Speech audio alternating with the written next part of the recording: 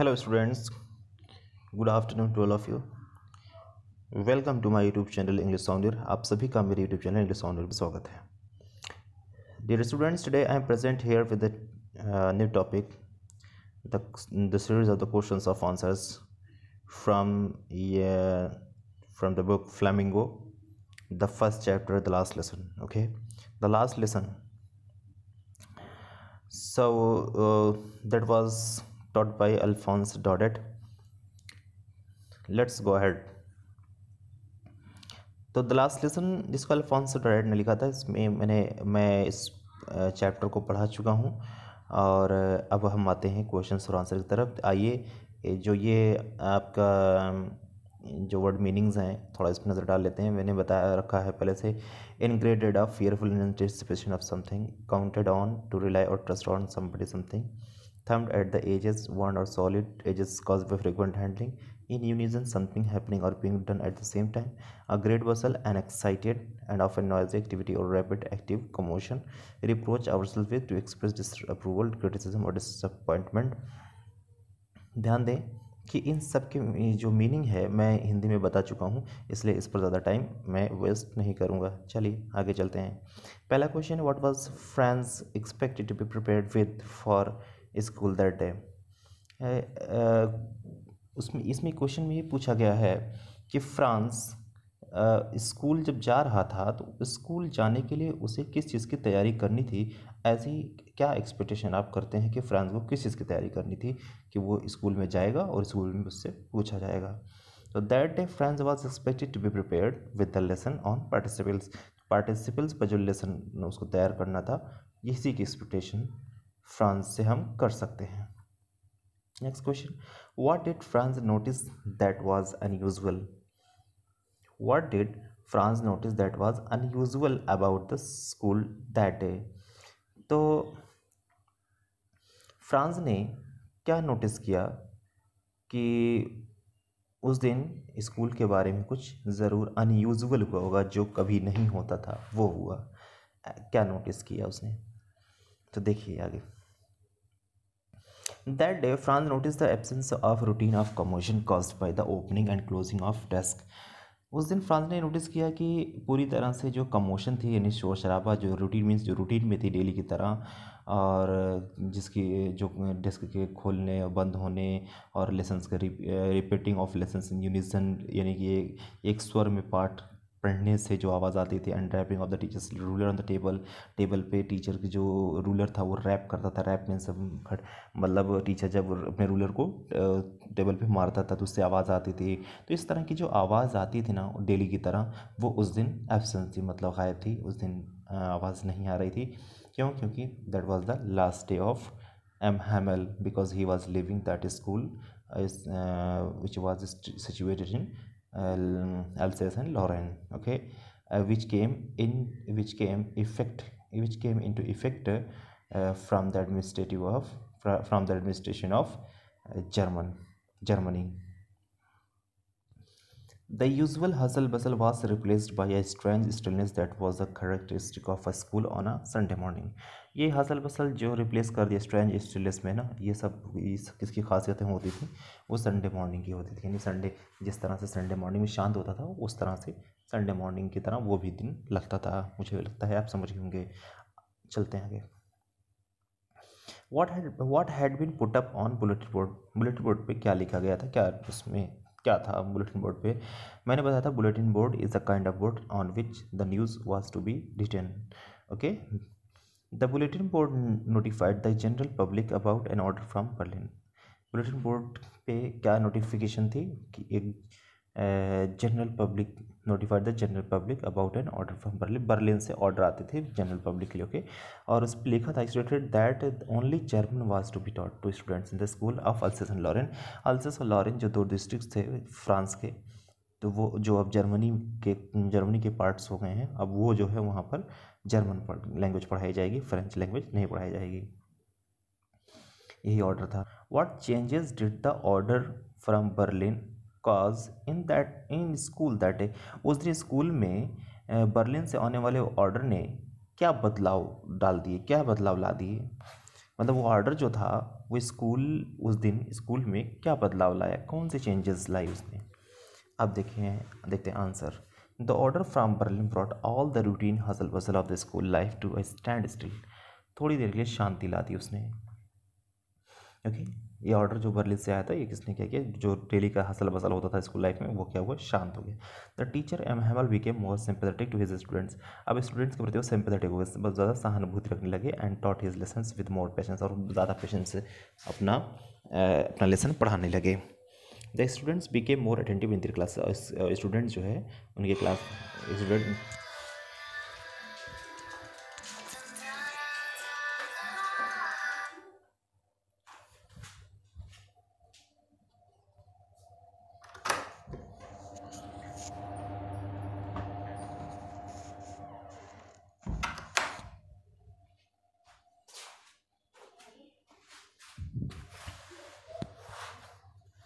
The students became more attentive in their classes. और students उनके class में और ज़्यादा अटेंटिव हो गए, मतलब ध्यान देने लगे। The villagers who were sitting at the usually improbable back benches and had come to show their respect and gratitude to M Hamel regretted not going to school more than they did. अब जो गांव वाले थे ना, जो जो कभी हमेशा जो खाली बेंचेस रहा करते थे पीछे की तरफ, अब उस पर वो लोग बैठे हुए थे और उन्होंने अपना रिस्पेक्ट और ग्रेटिट्यूड एहसान शो करने के लिए मिस्टर हैमल का एहसान और उनका सम्मान एहसान दिखाने के लिए और सम्मान दिखाने के लिए वो लोग बैठे हुए थे। और वो लोग रिग्रेट करते हैं, पछतावा करते हैं कि वो स्कूल कभी नहीं गए जितना कि उन्हें जाना चाहिए था। The order also brought about a great change in the feelings of the people. The order also brought about a great change in the feelings of the people towards their country and their native language. और ये order क्या किया, एक बहुत बड़ी change लाया, बहुत बड़ा चेंज लाया किसकी, लोगों की भावनाओं में, वो भी अपने देश के प्रति, अपने लोगों के प्रति, नेटिव लैंग्वेज के प्रति, ओके, यानी कि अपनी जो स्थानीय भाषा उसके प्रति। There was a general sadness about not being able to utilize the opportunities of learning French when it was easily accessible. और एक अजीब सी जनरल, एक सामान्य तरह से कह सकते हैं कि जनरल सैडनेस हो गई। क्यों? क्योंकि about not being able to utilise the opportunities of learning French, यानी कि वो जो फ्रेंच लैंग्वेज सिखाई जा रही थी ना वहाँ पे, वो लोग सीख नहीं पाए, उनको मौका मिला, उसका यूटिलाइजेशन नहीं कर सके मौके का, तो उस पर बहुत वो रिग्रेट पछतावा कर रहे थे। और इस बात का भी उन्हें बहुत दुख था। When it was easily accessible, कब, जब ये बहुत आसानी से पढ़ा जा सकता था, एक्सेसिबल था, तब नहीं पढ़े, इसका बहुत पछतावा और बहुत ज़्यादा दुख है। How did Franz feelings about mister M Hamel and school change. तो फ्रांस की फीलिंग्स में एम हैमल के बारे में और स्कूल के बारे में कैसे चेंज हो जाती है, कैसे चेंज हो गई। देखिए, क्योंकि फ्रांस जो था वो बड़ा फ्रेंजी था, मीन्स वो यूँ कह लीजिए कि क्रैंकी था, बड़ा इरिटेटिव था, और वो स्कूल जाना पसंद नहीं करता था। लेकिन यहाँ पर देखिए, एक दिन वो जब लास्ट दिन जब गया है लास्ट लेसन के लिए, तो उसका सब कुछ प्लान और फीलिंग, सब कुछ इमोशन, सब कुछ चेंज हो जाता है। Franz was shocked when M Hamel told the students about the order from Berlin. Franz तब शॉक हो जाता है जब वो एम हैमल अपने सारे स्टूडेंट्स को बर्लिन से आए हुए ऑर्डर के बारे में बताता है, और that it was their last French lesson. और वो क्या था कि वह उसका आखिरी फ्रेंच लेसन था। फ्रेंच लेसन मीन्स आखिरी फ्रांस का जो फ्रांसीसी लैंग्वेज जो है, फ्रेंच लैंग्वेज है, उसका आखिरी लेसन था। कहने का मतलब ये नहीं कि किसी बुक के चैप्टर्स का आखिरी चैप्टर, ऐसा नहीं था, बल्कि ओवरऑल डे ही लास्ट था जिस दिन वो फ्रेंच लैंग्वेज पढ़ा सकता है, कुछ भी पढ़ा है। तो डियर, उम्मीद करता हूँ कि आपको ये समझ में आया होगा यहाँ तक। ही forgot about his teachers ruler and crankiness. और वो भूल गया कि उसके टीचर का रूलर क्या है, क्रैंकीनेस उसके यानी अपने टीचर के रूखेपन या अपनी इरिटेशन को भूल गया था। He developed a fondness for M Hamel at the troubling idea of being separated from his forever. और उसने अपने अंदर एक ऐसा फॉन्डनेस डेवलप किया। फॉन्डनेस मीन्स होता है एक तरह से यूँ कह लीजिए कि लाड प्यार या मोहब्बत, शौकीन होना मिस्टर हैमल के लिए। क्यों? क्योंकि eight the troubling idea of being separate, ये आइडिया उसे बड़ा परेशान कर रहा था कि वो सेपरेट हो रहा है, अलग हो रहा है मिस्टर एम हैमल से, वो भी फॉर एवर यानी हमेशा के लिए। He understood the pain and agony his teacher was undergoing, और वो समझ गया उस पेन यानी दर्द और एगोनी और व्यथा को जो उसका टीचर यानी हेमल सहन कर रहा। अंडरगो मीन्स होता है सहन करना, बेयर करना। And he became more sympathetic towards his teacher, और वह अपने टीचर के प्रति और ज़्यादा सिंपैथेटिक हो गया, यानी कि बहुत ज़्यादा काइंड हो गया है। His school too now carried a different meaning, और इसका स्कूल भी अब डिफरेंट मीनिंग ले लिया। His books and lesson seemed old friends whom he couldn't give up, और उसकी किताबें और लेसन्स ये ओल्ड फ्रेंड्स की तरह लगने लगी। Whom he couldn't give up, जिसे अब वो छोड़ नहीं सकता था। He realized with pain how much French mean to him, और वो बड़े दर्द के साथ महसूस करता है कि वो फ्रेंच लैंग्वेज के लिए कितना मायने रखती हैं। And regretted not being attentive in his classes earlier, पहले ये हैमर की क्लासेस में अटेंटिव ना होने की वजह से वो रिग्रेट करता, पश्चाताप करता है। सडनली, अचानक से he felt that the difficult concept had never actually been difficult, अचानक से उसने ये महसूस किया कि जो डिफ़िकल्ट कंसेप्ट होते हैं ना वो कभी भी डिफ़िकल्ट नहीं हुए वास्तव में, मतलब कभी भी कठिन नहीं होते हैं, ये उसको महसूस हो गया। चलिए आगे देखते हैं। The people in this story, देखिए यहाँ पर understanding the text, talking about the text working, यहाँ पे कुछ एक्स्ट्रा क्वेश्चंस लिए गए हैं। The people in this story suddenly realise how precious their language is to them, what shows you this, why does this happen. लोग जो story में हैं अचानक से ये रियलाइज़ करते हैं कि उनके लिए लैंग्वेज उनकी कितना प्रीशियस, कितना कीमती है। आपको यह क्या लगता है और ये क्यों ऐसा होता है? The crowd surrounding the bulletin board, the presence of villagers in the class, and silence in place of the routine hustle and bustle of the school, the emotions that gripped Emmanuel and Franz, representing that of the teacher and the student community, respectively, were all indicators of the realization of the importance of their language to them. अभी जो crowd है जो bulletin board की तरफ घेरे हुए थी, भीड़ जो थी वो बुलेटिन बोर्ड के आसपास थी और उस गांव वालों की जो प्रेजेंस, मतलब वो जो लोग मौजूदगी थी क्लास में, और साइलेंस जो हर तरफ in place of the routine hustle bustle of the school, जो स्कूल के रोज़ डेली रूटीन में जो शोर शराबा हो करता था, जिसको साइलेंस ने घेर लिया है, और द इमोशंस, और उन समय को और भावनाओं को with that gripped mister हैमल and France representing that gripped Mr. M. Hamel and Franz, representing that। हाँ, कोई काम है क्या? कोई काम है क्या? कोई काम है क्या?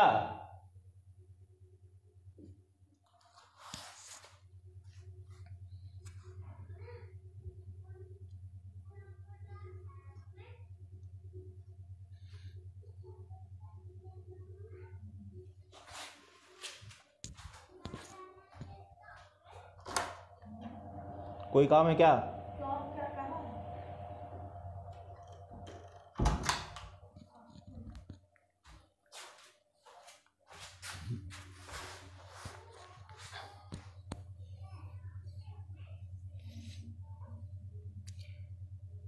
The crowd surrounding the bulletin board, यानी कि जो भीड़ थी ना बुलेटिन बोर्ड के आसपास थी, और गांव वाले जो प्रेजेंट थे क्लास में, the presence of villages in the class, the silence in place of routine hustle and Bansal of the school. School की जो रोज़ हसल बसल हुआ करती थी, मीन्स बहुत ज़्यादा शोर शराबा हुआ करता था, जो डेली रूटीन में था, वो भी उसको साइलेंस ने घेर रखा है हर जगह, बिल्कुल शांति शांति। The emotions that gripped M Hamel and Franz, और वो इमोशंस जिसने पकड़ रखा है हैमल और फ्रांस को, representing that of the teacher and student community respectively, जो एम हैमल को टीचर रिप्रेजेंट करता है और फ्रांस को एक स्टूडेंट कम्युनिटी का मेंबर रिप्रेजेंट करता है, were all indicators of the realisation of the importance of the language to them. और ये सब दिखाता है कि ये वो लोग अपने लैंग्वेज, अपनी जो लैंग्वेज का इंपॉर्टेंस क्या होता है उसका रियलाइजेशन वो लोग कर लेते हैं। यानी कि उनका जो सारे गांव वालों का आना और फ्रांस का अपने टीचर के प्रति एक नया एलिजियंस और श्रद्धा डेवलप हो जाना, ये दिखाता है कि उनको अपने लैंग्वेज की कितनी टेंशन है, यानी अपने लैंग्वेज के इम्पोर्टेंस, महत्व के बारे में पता चल जाता है। In the story M Hamel says that peoples realize the importance of somebody or something in their lives very often when it is lost to them. इस स्टोरी में एम हैमल कहते हैं कि जो लोग किसी चीज़ या किसी इंसान की जो उसकी ज़िंदगी में होते हैं अक्सर जो हो जाया करती हैं उसके बारे में लोग रियलाइज़ कर लेते हैं, मतलब उनको एहसास हो जाता है व्हेन इट इज़ लॉस्ट, और लेकिन कब, जब वो उनके लिए खो जाता है, यानी वो चीज़ जब उनकी ज़िंदगी में खो जाती है तो उसका लोग एहसास करते हैं। और अक्सर ऐसा देखा गया है कि इंसान उसकी किसी भी चीज़ की वैल्यू तभी देता है जब उसके हाथ से वो चीज़ निकलने वाली होती है या निकल जाती है, तब वो उसकी वैल्यू समझ में आती है। Similarly it was the order from Berlin, इसी तरह से एक ऑर्डर आया बर्लिन से, दैट मेड पीपल रियलाइज, जिसने लोगों को भी एहसास करा दिया क्या, कि the importance of their language for them, यानी उनके लिए उनकी जो लैंग्वेज है यानी फ्रेंच लैंग्वेज कितना इंपॉर्टेंट है। ओके, उम्मीद करता हूँ कि आपको ये समझ में आ गया होगा। When a people are enslaved, as long as they hold fast to the language, it is as if they had the key to their prison. Students एक बात बताना चाहूँगा कि अक्सर ये देखिए पीपल के पहले आ लगा है, okay, so keep it in mind, what does it mean, क्या मतलब होता है इसका। इसका मतलब ये होता है कि जब पीपल प्लूरल वर्ड इटसेल्फ है, प्लूरल वर्ड है, और इससे पहले जब आर्टिकल आ लगता है तो ये किसी नेशन को रिप्रेजेंट करता है, तो नेशन या फिर किसी ट्राइब को रिप्रेजेंट करता है। तो यहाँ पर लिखा गया एनस्लेव्ड, यानी कि गुलाम बना लिया जाता है उनको, तो यानी कि ये वो लोग होते हैं ट्राइबल, जो जो लोअर क्लास के लोग होते हैं उनको गुलाम बना लिया जाता है, तो अब पीपल इसलिए लिखा गया है। तो जब लोअर क्लासेस यानी लोगों को जब गुलाम बना लिया जाता है, as long as they hold fast to the language, जब तक वे अपनी लैंग्वेज को होल्ड फास्ट मीन्स होता है कि टाइटली पकड़े रहते हैं, यानी कि अडॉप्ट किए रहते हैं, as if they had the key to their prison, जैसे वो क्या है उनके किसी कैद खाने की चाबी के रूप में काम करते हुए। तो can you think of examples in the history where a conquered people had their language taken away from them or had a language imposed on them? क्या आप कुछ एग्जांपल्स हिस्ट्री से ले सकते हैं जिसमें जीतने वाले लोगों ने क्या किया हो। देखिए एग्जांपल के तौर पर पिटाइट फ्रेंच वर्ड है, किंडरगार्टन जर्मन वर्ड है, कैपिटल लैटिन वर्ड है, डेमोक्रेसी ग्रीक वर्ड है, बाज़ार बाज़ार यहाँ हिंदी वर्ड नहीं है बल्कि हिंदी में लोग यूज़ कर देते हैं, ये पर्शियन वर्ड है यानी कि फारसी वर्ड है। अब देखिए find out the origin of the following words, tycoon, tulip, logo, bandicoot, barbecue, veranda, robot, zero, ski, trek, ये सारे वर्ड्स हैं, इनका ओरिजिनेशन कहाँ से। टाइकून जापानीज़ है, ट्यूलिप फ्रेंच है, लोगो ग्रीक है, बैंडिकूट तेलुगु है, और बारबेक्यू स्पेनिश है, वेरांडा हिंदी है, रोबोट जेश है, और ज़ीरो इटालियन है, स्की नॉर्वेजियन है, ट्रेक डच है। नेक्स्ट है French things, will they make them Singh in German even the pigeons, what could this mean.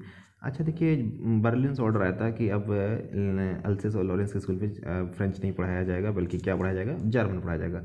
तो उनका कि अच्छा ठीक है जर्मन का तो ऑर्डर आ गया इंसानों के लिए, तो क्या जो पिजन्स हैं कबूतर हैं वो उनको भी जर्मन पढ़ाया जाएगा, यानी वो लोग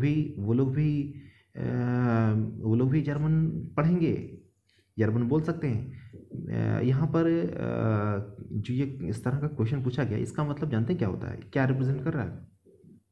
ये कहा गया है कि जो फ्रेंच लैंग्वेज है जिसकी मदर टंग हो, नेचुरली उसने सीखा हो, तो क्या उसकी लैंग्वेज को बदला जा सकता है। मान लीजिए हम इंसान हैं, थोड़ा बहुत सीख सकते हैं, तो जो पिजन्स जो अपनी लैंग्वेज में गाते हैं क्या उनको भी बदला जा सकता है। मतलब ये कहने का कि जो नेचुरली जो इन्होंने मदर टंग में जो सीखा हो, फ्रेंच या कोई भी लैंग्वेज सीखा हो, तो क्या उसको सिखा करके उसके मदर टंग को बदला जा सकता है, नहीं बदला जा सकता है। अब देखिए यहाँ पे आंसर देख लेते हैं। Language is inherent to culture and identity. Language क्या है, कल्चर और आइडेंटिटी के लिए इनहेरेंट है। The authority of human beings is restricted only to false boundaries that can be control. Human beings की जो अथॉरिटी होती है ना वो रेस्ट्रिक्टेड होती है और सिर्फ कुछ फॉल्स बाउंड्रीज के लिए होते हैं, उनको कंट्रोल किया जा सकता है। Nature and other things can not be govern by some superficial laws of the wilful people. और नेचर जो और भी चीज़ें होती हैं उनको गवर्न नहीं किया जा सकता, और भी ऐसे लोगों द्वारा जो सुपर स्पेशल लॉज और विलफुल पीपल होते हैं। मतलब सुपर स्पेशल लॉज मीन्स क्या होता है, ऐसे कानून जो स्ट्रिक्ट नहीं होते, छिछोरे किस्म के होते हैं, जिनमें कोई वैल्यू नहीं होती, ऐसे कानून। और ना ही ऐसे विलफुल पीपल जो सिर्फ क्या करते हैं, इच्छा मात्र से लोगों पर कानून लगाते हैं, और ऐसे ऐसे लोग नेचर और चीज़ों पर गवर्न नहीं कर सकते। यानी कि जर्मनी से जो ऑर्डर आया ना, वो इसी पर यहाँ पर सटायर किया जा रहा है। By taking the reference of making the pigeons learn German, the author is pointing to this very constraint. ये रेफरेंस ले करके पीजन्स की जर्मन सीख सकते हैं, उनको सिखाया जा सकता है। ऑथर ने ऑथर ने क्या किया है, पॉइंट की इशारा किया है ताकि वो कंट्रोल कर सके। अब देखिए यहाँ पर आप पढ़ सकते हैं, डिटेल में और दिया गया है, इसको और करके राइट भी कर सकते हैं। अदरवाइज़ आप इसको यहाँ पर आप पढ़ सकते हैं, आप वीडियो को पॉज कर लेंगे और उसको रीड कर लेंगे। What happens to a linguistic minority in a state? How do you think they can keep their language alive? उनके साथ क्या होता है जो किसी राज्य में एक लिंग्विस्टिक माइनॉरिटी के लोग होते हैं, यानी कि ऐसे लोग जो जिनकी भाषा क्षेत्रीय होती है, किसी पर्टिकुलर रीजन से बिलोंग करती है, तो आप उनके बारे में क्या सोचते हैं, वो अपनी लैंग्वेज को कैसे ज़िंदा रख सकते हैं। जैसे एग्जाम्पल के तौर पर पंजाबियों को कह दिया जाए कि बेंगलोर में जाके रहें, तमिलियंस को कह दो जाके मुंबई में रहें, और जो कन्नड़ीज हैं, कन्नड़ यानी कन्नड़ के रहने वाले हैं, वो दिल्ली में रहें, और जो गुजरातीज़ हैं वो कोलकाता में रहें। तब वो कैसे वो अपनी लैंग्वेज को कैसे वहाँ पर ज़िंदा रख पाएंगे, कैसे उसको सेफ रख पाएंगे। देखिए, a linguist minority in a state does not have as much liberty to exercise linguistic skill as the natives of the state। यहाँ पर ये कहा गया कि किसी सीमित क्षेत्र में रहने वाले लोगों की जो भाषा होती है, वो अपने लिंग्विस्टिक स्किल्स को उतना अच्छे से एक्सरसाइज नहीं कर पाते जितना कि जो पर्टिकुलर स्टेट के नेटिव्स होते हैं। जैसे मान लीजिए, अगर हम गुजरात में बोलें तो गुजरात में सारे लोगों को गुजराती आती है, तो वो उनको कोई प्रॉब्लम नहीं होगी। लेकिन सीमित क्षेत्र का कोई व्यक्ति, मान लो 2-4 लोग चले जाएं और वहाँ पे जा करके मलयालम बोलने लगे या कुछ बोलने लगे, तो सारे गुजराती उनको समझ नहीं पाएंगे। तो दैट्स अ ग्रेट प्रॉब्लम। तो ये है, they initially try to learn the jargons in order to cope with the day-to-day life activities and finally begin to understand the native language with regular interaction। तब उनको शुरुआत में सीखना पड़ेगा simple चीज़ों को, जारगॉन्स में सबसे सिंपल चीज़ों को, और ताकि वो सामना कर सकें day to day life activities को, यानी जो डेली लाइफ में जो एक्टिविटीज़ होती हैं उनको समझने में। और फाइनली क्या होता है, ताकि वो फाइनली वो समझना शुरू कर देंगे नेटिव लैंग्वेज को भी, रेगुलर इंटरेक्शन, लोगों से रेगुलर बातचीत कर रही है तो समझ जाएंगे। At the workplace and educational organization, English or the linked language helps a lot to cope with the work and learning process। देखिए, बहुत सारे वर्क प्लेस होते हैं और जो एजुकेशनल ऑर्गेनाइजेशन या इंस्टीट्यूशन या संस्थान होते हैं, वहाँ पर इंग्लिश या जो उससे रिलेटेड लिंक लैंग्वेज होते हैं वो क्या करते हैं, हमें समझने में बहुत ज़्यादा हेल्प करती हैं और लर्निंग प्रोसेस को और बहुत ज़्यादा आसान बना देती है, हम उनको फेस कर सकते हैं।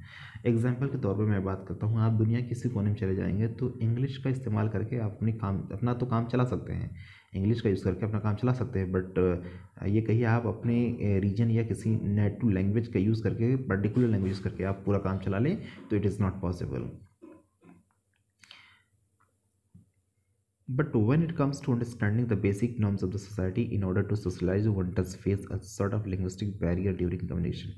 ये बात बिल्कुल सही है कि जब कोई किसी समाज के बेसिक मानकों को समझने के लिए चलता है, या यूँ कह समझने के लिए जब वो शुरुआत करता है ताकि वो अपनी लैंग्वेज को, अपनी एक्टिविटीज़ को सोशलाइज कर सके, तो उसको बहुत सारी प्रॉब्लम का सामना करना पड़ता है। जब वो कम्युनिकेट करता है, जब बातचीत करता है, उसमें बहुत ज़्यादा लिंग्विस्टिक बैरियर आती है, मतलब बहुत ज़्यादा प्रॉब्लम्स आती है, interruption. To keep their language alive, the linguistic minorities can form small communities.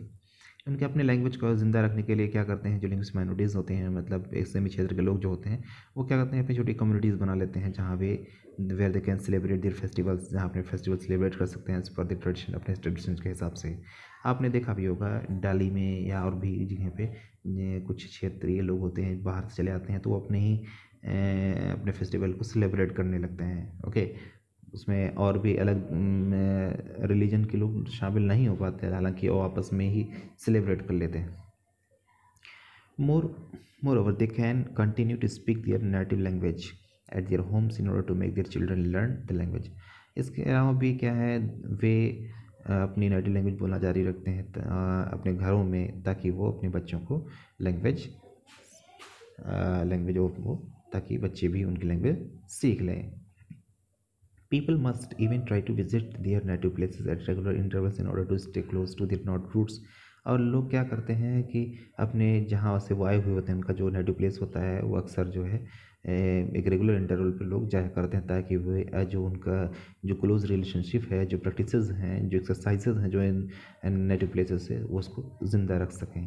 तो इस तरह से लोग रखते हैं, अपनी लैंग्वेज को अलाइव रखते हैं. आगे चलते हैं. Is it possible to carry pride in one's language too far? अब यहाँ पे पूछा गया है कि क्या एक इंसान अपनी लैंग्वेज में जो प्राइड होता है, एक नाज, एक घमंड होता है, या फिर गौरव होता है, क्या बहुत दूर तक, यानी कि टू फार मीन्स यहाँ है कि बियॉन्ड लिमिट, क्या वो पॉसिबल बना सकता है कि वो कैरी कर सके, अपने वो प्राइड को कैरी कर सकता है. या फिर do you know what linguistics chauvinism means? क्या आपको पता है कि लिंग्विस्टिक्स शॉविनिज्म क्या होता है? देखिए, शॉविनिज्म का मतलब जानते क्या होता है?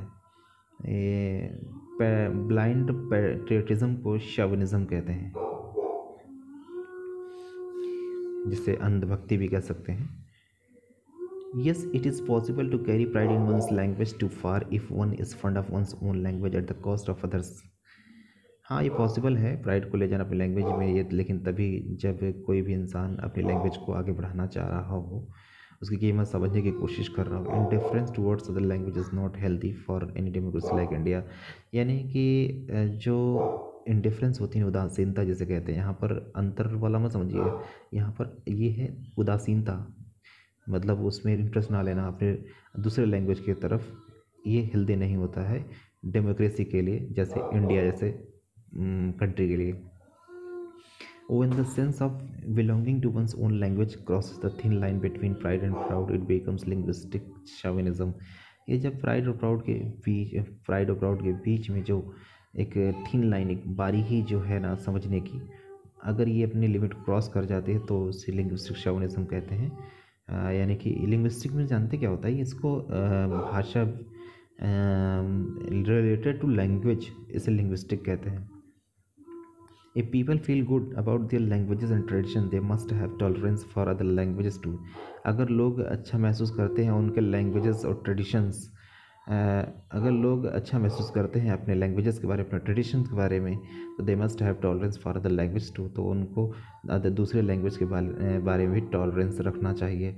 Everybody has the right to follow the religion. हर किसी को अधिकार है कि वो रिलीजन को फॉलो कर सके, और वो as well as speak the languages as per his or her desire. और वो चाहे तो अपनी इच्छा के हिसाब से कोई भी लैंग्वेज बोल भी सकता है. In fact it is disparaging to distort the names of communities. ये सच तो बात तो ये है कि ये बड़ी निराशाजनक बात है कि अगर किसी कम्युनिटीज़ के नेम को बिगाड़ा जाए. एग्जाम्पल तो बॉन्ग्स फॉर बंगालीज, अगर बंगालीज को बॉन्ग्स कह दिया जाए, या गुजरातीज को गुज्जू कह दिया जाए, तो ये ठीक नहीं है, गलत है.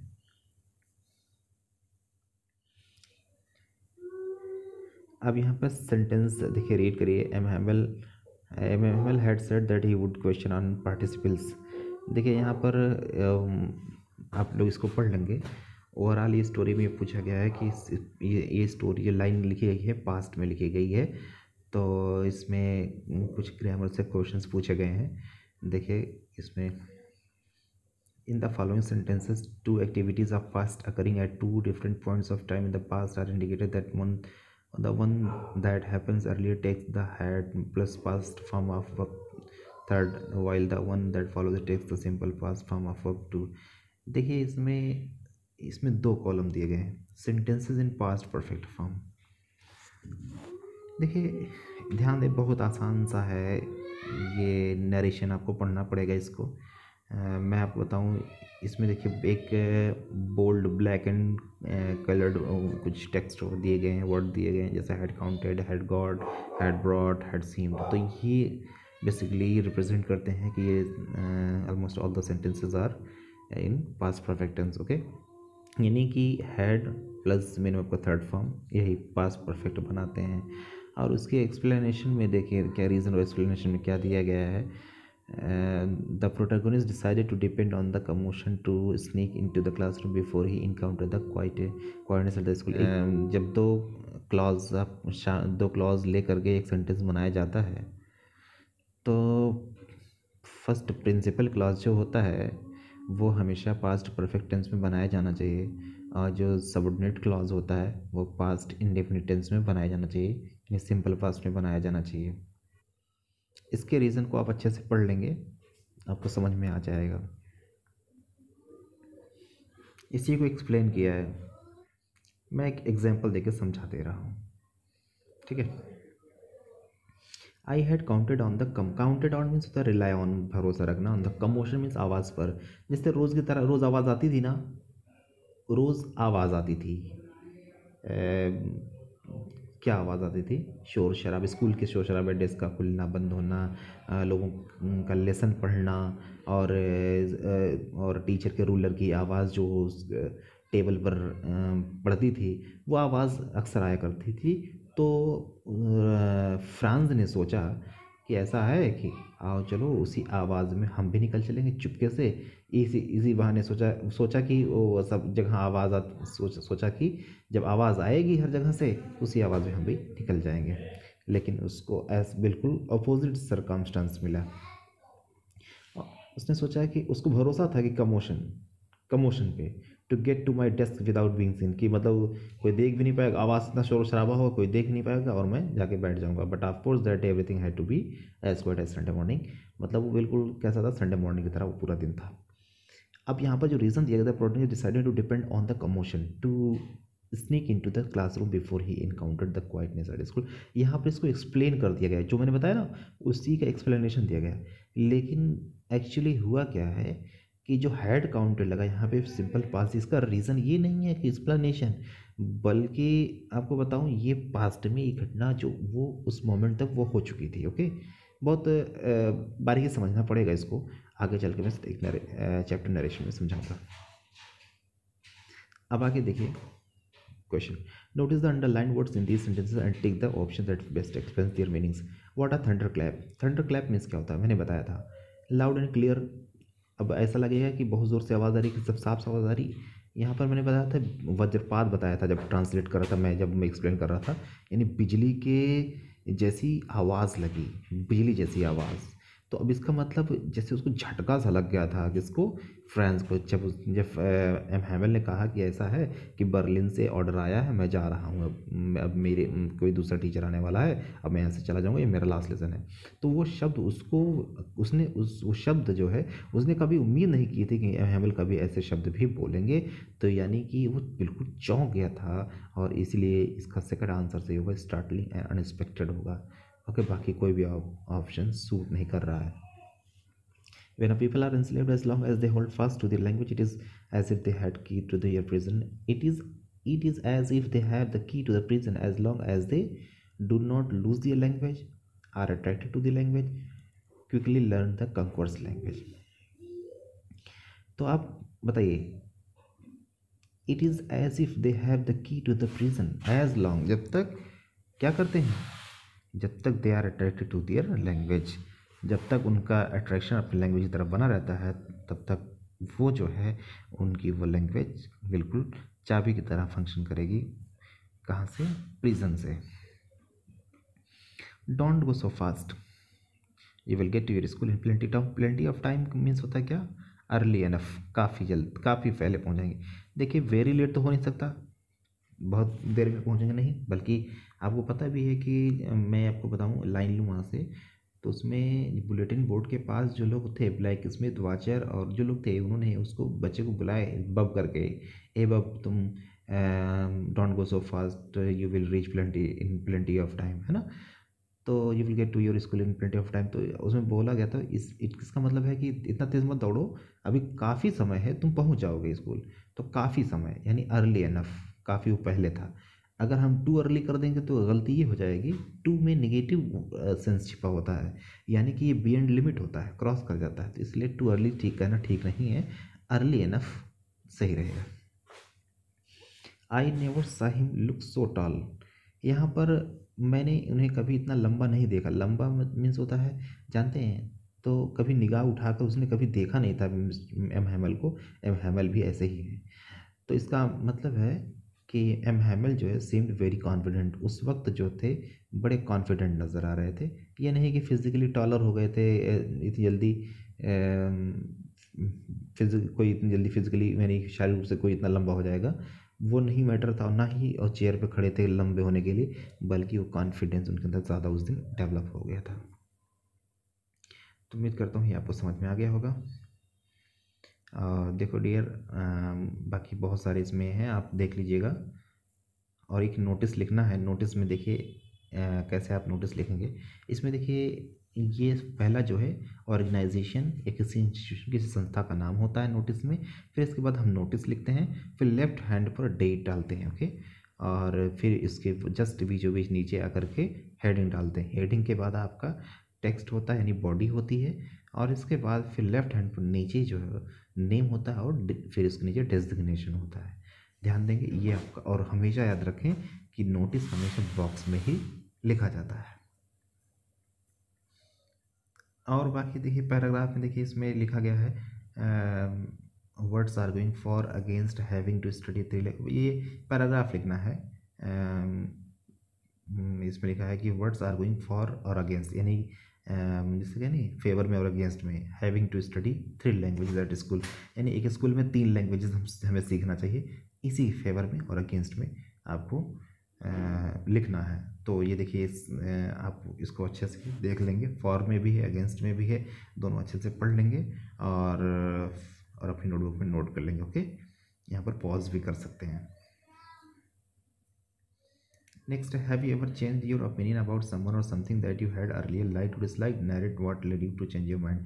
यहाँ पर ये पूछा गया कि पहले आप किसी चीज़ को पसंद करते थे या डिसलाइक करते थे। मान लीजिए आपको कहा जाए जैसे मान ली पहले आप कुछ खाना पीना नहीं पसंद करते थे, या फिर किसी खास चीज़ को खाना पसंद करते थे, तो बाद में क्या हुआ, बाद में कुछ दिन बाद 2-4 साल बाद आपने उस चीज़ को खाना शुरू कर दिया। यानी जो पहले पसंद नहीं करते थे आपने उसको पसंद करना शुरू कर दिया। या फिर जिस चीज़ को आप पहले पसंद करते थे बाद में नापसंद करना शुरू किया। तो अगर आपसे पूछा जाए कि भाई पहले आप पसंद करते थे, आपने फिर बाद में नापसंद करना शुरू कर दिया, आखिर किस चीज़ ने आपके माइंड को डाइवर्ट कर दिया, तो उसी क्या चीज़ें हैं जो आपके माइंड को डाइवर्ट कर देती हैं, तो उसी के बारे में आपको लिखना है। तो ये आपका अपना पर्सनल एक्सपीरियंस हो सकता है, एक बार आप इसको पढ़ लेंगे, ओके। तो इसको ध्यान से पढ़ लेंगे, या तो यही लिख सकते हैं या तो अपना भी लिख सकते हैं, जैसा भी आप सोचें। It depends on you, okay, whichever you like and whichever topic you choose to write on. So guys, that's enough for today, and see you again in the next video. Thanks for watching this video, okay. Share this video to your friends. Thank you.